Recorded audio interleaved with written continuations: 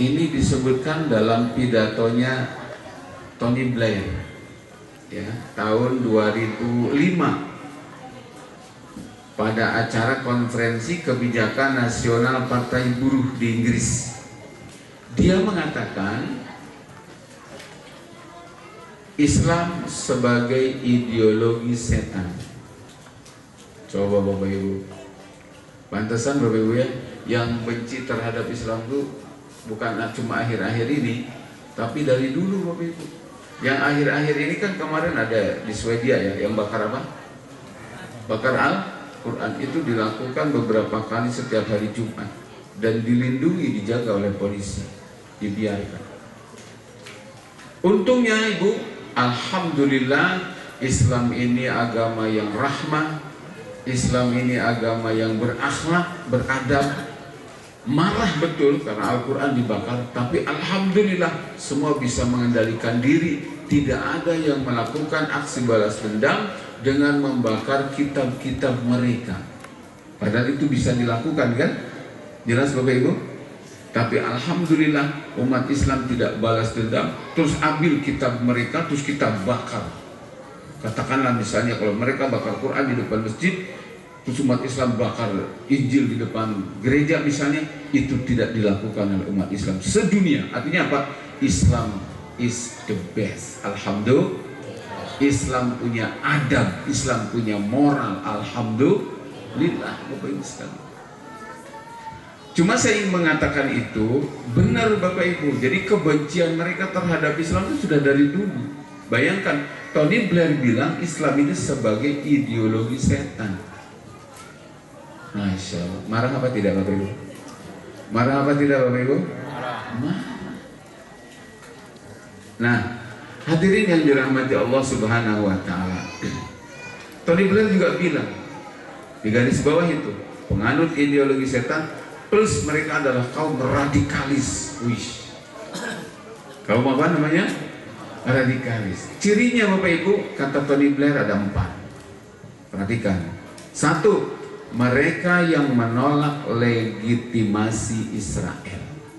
Itu disebut sebagai penganut ideologi setan, orang radikal.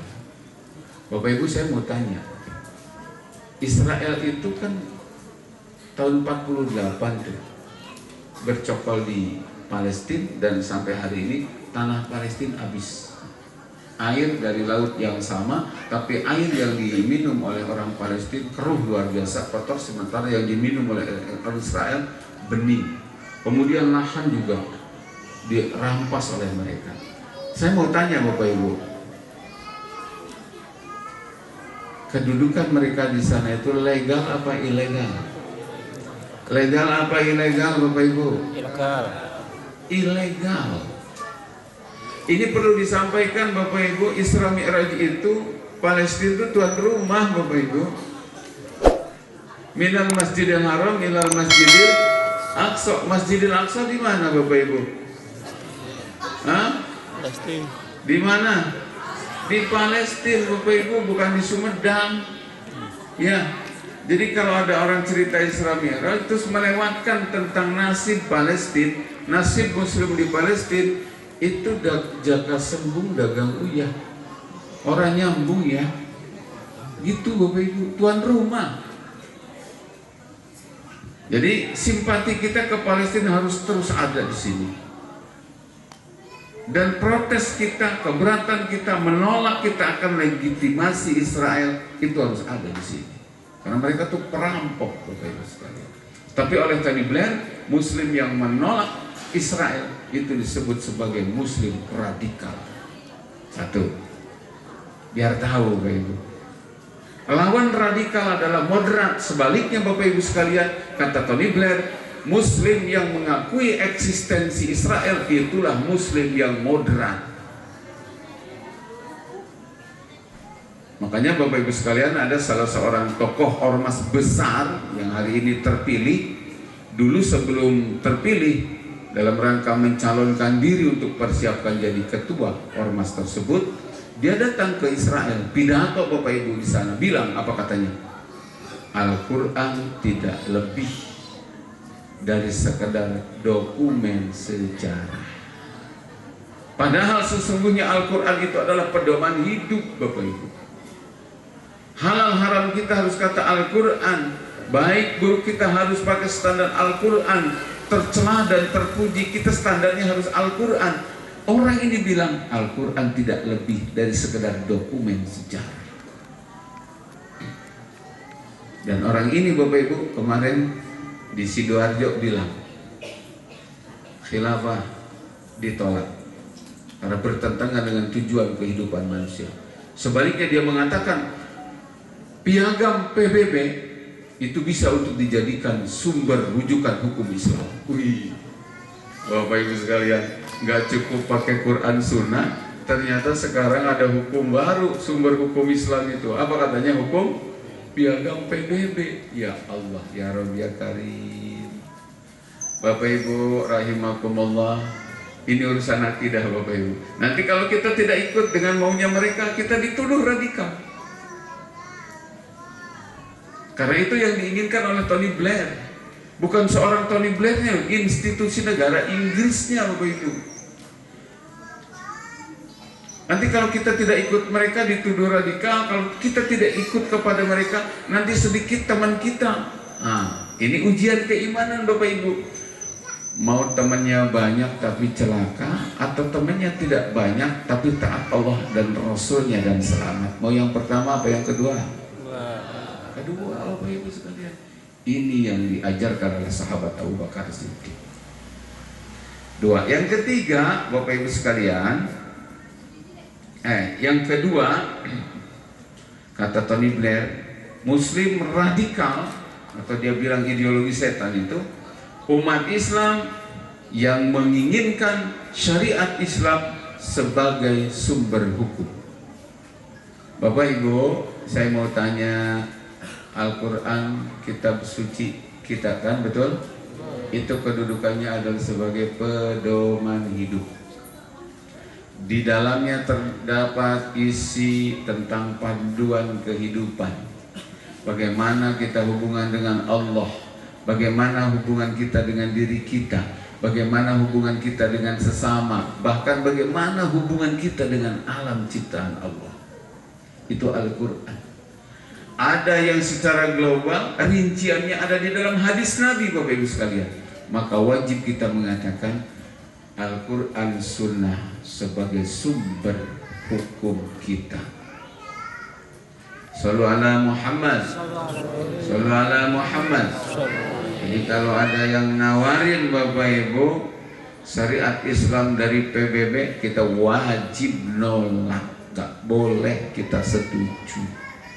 Jelas ya? Ini persoalan iman loh Bapak Ibu, persoalan hidup mati ini, ngeri Bapak Ibu. Kenapa harus hukum Islam? Karena begini Bapak Ibu, saya mau tanya, yang bikin kita ini siapa? Yang bikin Indonesia siapa? Yang ciptakan semua kekayaan di Indonesia ini siapa? Boleh nggak, sedang nggak kalau yang ngaturnya adalah Allah? Emang harus begitu. Ini kita punya handphone Bapak Ibu, kan ada buku panduannya tuh, perawatannya ya. Maka diserahkanlah ke pabrik yang dibikin handphone ini. Mobil aja Bapak Ibu, ada yang bahan bakarnya pertalite, ada yang solar, betul? Betul? Siapa yang nentuinnya? Pabriknya. Karena dia yang bikin. Kita sekedar pakai, ikutin apa dari pabrik. Nggak boleh kita bilang begini, aturan bahan bakarnya pertalite, kita isi solar. Kendaraan kita harusnya bahan bakarnya solar, kita isi pakai air keran, pakai air pump. Suka-suka, ini mobil-mobil saya mau diisi apa kek, nggak ada urusan. Nggak bisa Bapak Ibu. Segala sesuatu kalau sudah diurus bukan oleh penciptanya, hancur Bapak Ibu. Jelas apa tidak? Jelas apa tidak? Maka Al-Quran hadis ini mengatur sebenarnya agar kita ini sejahtera, agar kita ini selamat, agar kita ini bahagia, diatur dengan aturan Allah. Amin ya Rabbal. Kalau hidup sudah nggak mau diatur oleh Allah Bapak Ibu sekalian, maaf, cuma mengandalkan akal manusia itu bodoh Bapak Ibu. Alih-alih karena di Indonesia ini tidak semuanya beragama Islam, lalu kemudian hukum Islam dibuang, diserahkanlah kepada manusia itu untuk menentukan hukum. Akhirnya Indonesia kacau. Kacaunya dirasakan oleh semua Bapak Ibu. Kacaunya itu dirasakan oleh semua, krisis dirasakan oleh semua, ketidakamanan dirasakan oleh semua. Sebaliknya kalau diatur dengan syariat Allah, Islam namanya, Bapak Ibu sekalian, aman untuk semua, bukan hanya untuk orang Islam tapi juga untuk non-Muslim. Adil akan dirasakan semua, bukan hanya oleh orang Islam tapi juga oleh non-Muslim. Sejahtera akan dirasakan bersama Bapak Ibu sekalian. Mau tahu nggak Bapak Ibu efek dari kalau Islam itu mengatur Indonesia? Nih Bapak Ibu, listrik itu pasti gratis. Melahirkan atau kita sakit ke rumah sakit itu gratis, nggak ada tuh namanya BPJS. Pendidikan itu ditanggung oleh negara. Terus apalagi jalan tol gratis Bapak Ibu. Nggak kayak sekarang, gara-gara hukumnya bukan dari Allah, diserahkan dengan hukum buatan manusia. Sekarang ini bukan cuma semua berbayar, tapi juga tarifnya mahal. Betul nggak Bapak Ibu? Betul nggak? Insya Allah. Sampai kencing aja ada tarifnya. Kencing 2.000, BAB 3.000, bawa uang 5.000, nggak ada kembaliannya sama jaga WC. Pak, berak lagi aja Pak. Dari orang Jawanya, Pak kila kasusuk kayak ngisi memaning Mbak gitu. La ilaha illallah. Ngeri kan Bapak Ibu sekalian? Itu kalau diatur dengan Islam gratis Bapak Ibu.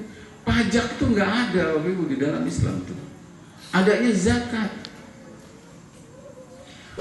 Gunung Mas di Papua itu kalau dikelola dengan Islam, wallahi Bapak Ibu sekalian, itu emas untuk mensejahterakan seluruh rakyat Indonesia apapun agamanya. Tapi gara-gara tidak diatur dengan syariat Islam, siapa yang menikmati gunung emas di Papua? Belum lagi yang di Ternate, Amerika Bapak Ibu sekalian.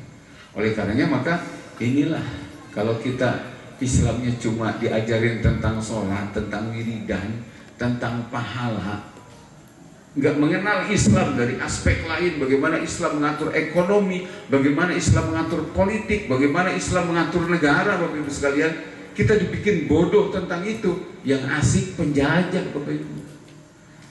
Makanya Muhammad Nasir itu dulu pernah bilang, Belanda tuh paling suka Bapak Ibu ngelihat orang Islam yang cuma rajin ibadah dan pemahamannya hanya memahami Islam sebagai ritual ibadah. Belanda tuh senang Bapak Ibu. Tapi kalau Belanda ngelihat ada umat Islam mempelajari ekonomi Islam, mulai benci. Apalagi selangkah lagi umat Islam belajar tentang politik Islam, tentang bagaimana mengatur negara berdasarkan Islam, oh dihabisin sama Belanda Bapak Ibu.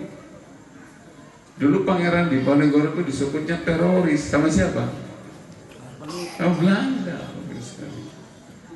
Dan kalau tidak ada orang yang setipe dengan Pangeran Diponegoro, Cut Nyadin dan lain-lain Bapak Ibu sekalian yang dirahmati Allah, Belanda nggak ada yang lawan. Karena rata-rata bangsa Indonesia waktu itu jadi kacung Bapak Ibu, yang mau diadu domba, yang mau diatur oleh Belanda, membenci sesama anak bangsa waktu itu. Oleh karenanya hari ini jangan terulang Bapak Ibu. Kita harus tahu mana kawan, mana lawan. Betul? Saudara kita adalah sesama Muslim. Kemudian di luar Islam itu bukan musuh. Musuh kita adalah penjajah. Ada kapitalisme, ada sosialisme, dan ancaman kebangkitan PKI Bapak Ibu sekalian. Kelompok yang tidak mengakui adanya agama, kelompok yang tidak percaya adanya Tuhan, kelompok yang tidak meyakini tentang adanya akhirat. Komunis Bapak Ibu sekalian. Itu di depan mata. Maka kita rapatkan barisan Bapak Ibu, seyakin kita, yakinnya Abu Bakar Siddiq radhiyallahu anhu. Baik Ibu sekalian, yang ketiga kata siapa? Tony Blair. Ini ciri Islam radikal ini adalah mereka yang menginginkan kepemimpinan tunggal yang disebut khilafah.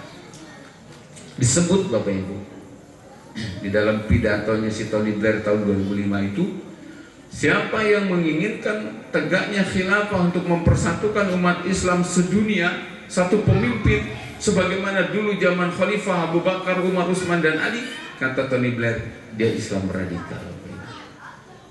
Hadirin yang dirahmati Allah Subhanahu wa taala, saya ngomong tentang ini Bapak Ibu di forum-forum ulama. Apa yang saya katakan di Banten saya bilang begitu, ya. Di Dompu, di Bima saya mengatakan itu, bahwa umat Islam hari ini sudah punya masjid, sudah punya pesantren, orangnya kaya raya, pintar-pintar, cerdas-cerdas. Satu umat Islam yang nggak punya hari ini, satu kepemimpinan.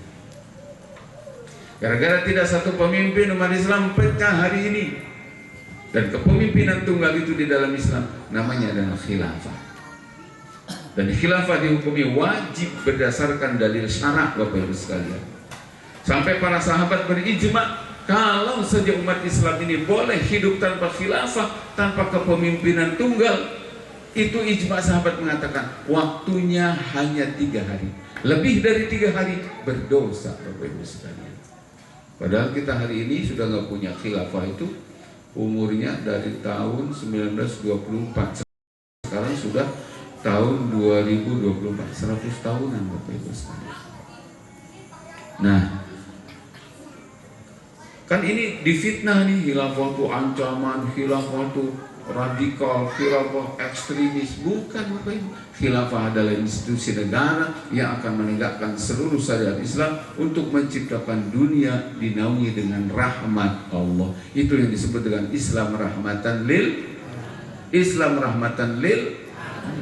Ketika umat Islam tidak punya khilafah, maaf, Islam tuh boro-boro jadi rahmatan lil alamin. Untuk jadi rahmatan lil muslimin saja nggak bisa, untuk menjadi rahmat lil ulama saja nggak bisa. Padahal lil alamin itu artinya apa? Islam menghadirkan kenyamanan, kesejahteraan, kebahagiaan, kemudian keadilan untuk semua makhluknya Allah. Alamin itu adalah masih Allah, selain Allah. Sampai binatang pun merasakan rahmatnya Islam, tumbuh-tumbuhan merasakan rahmatnya Islam.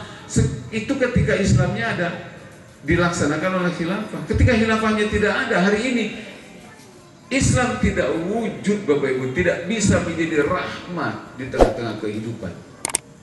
Sampai saya bilang kemarin, Habib Rizik itu kemarin tuh bebas dari penjara, ternyata bersyarat Bapak Ibu.